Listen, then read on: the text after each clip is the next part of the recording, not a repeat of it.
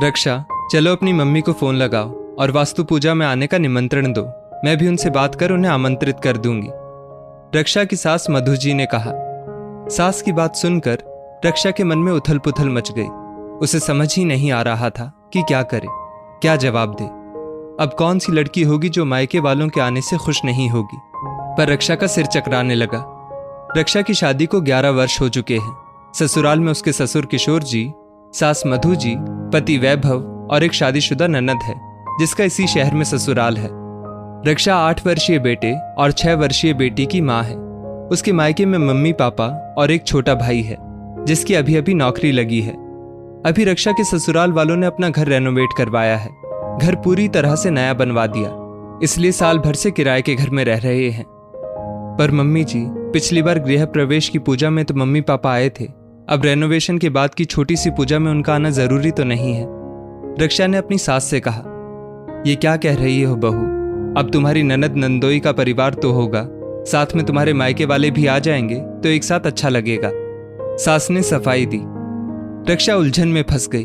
पूरे 22 घंटे का सफर तय करके एक दिन के लिए अपने मायके वालों को बुलाना उसे ठीक नहीं लग रहा था, क्योंकि उसकी सास लाए गए उपहार तो एक झटके में ले लेंगी, लेकिन उन्हें सम्मान सहित 2 दिन रुकने के लिए भी नहीं कहेंगी। बेटी के ब्याह में कोई कसर न रह जाए, इसलिए रक्षा के मम्मी पापा ने अपना घर तक बेच दिया था। रक्षा के पिता ससुराल आते थे तो दरवाजे की घंटी भी उन्हें अपनी कोहनी से दबानी पड़ती थी, क्योंकि दोनों हाथों में उपहार जो होते थे। 10 साल पहले घर की वास्तु पूजा में भी रक्षा के मम्मी पापा को लाख रुपए का खर्चा लग ही गया था। 8 साल पहले वैभव ने कपड़े का नया शोरूम खोला, तब भी उसके उद्घाटन में कितना खर्चा करके मम्मी पापा आए थे। ननद की शादी में भी सोने का उपहार देने के लिए उसके पापा को अपनी एकमात्र सोने की चेन बेचनी पड़ी थी।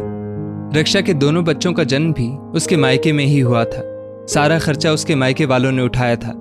ससुराल वालों ने खर्च से बचने के लिए उसे मायके भेज दिया था। इतना लेने के बाद भी ससुराल वालों ने कभी रक्षा की बीमार माँ की सुध नहीं ली और न ही किसी प्रकार की मदद की। इसलिए आज जब सासू माँ ने रक्षा से मायके वालों को बुलाने की बात की तो वो उलझन में फंस गई। इतने में वैभव आया और रक्षा से बोला, क्या हुआ, परेशान लग रही हो? माफ करना वैभव, मैं अपने मायके वालों को पूजा में नहीं बुलाना चाहती। इतनी दूर से इतना खर्चा करके उन्हें एक दिन के लिए बुलाना मुझे ठीक नहीं लग रहा है।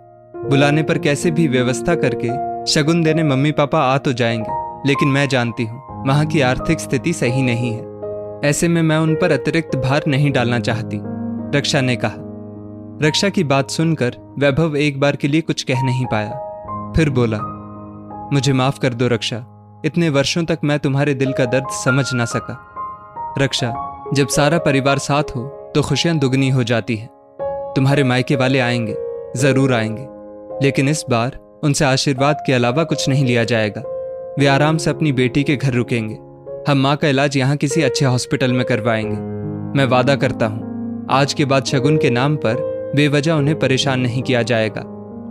आज पति ने रक्षा के मन की सारी उलझन दूर कर दी और वो चल दी अपनी माँ को फोन लगाने। दोस्तों, सोच बदलिए। रीति रिवाजों के नाम पर बहू के मायके वालों पर दबाव डालना सही नहीं है। इस स्टोरी को लेकर आपकी क्या राय है, नीचे कमेंट करके जरूर बताइएगा। और ऐसी ही और भी बेहतरीन वीडियोस के लिए हमारा पेज जरूर फॉलो करें। धन्यवाद।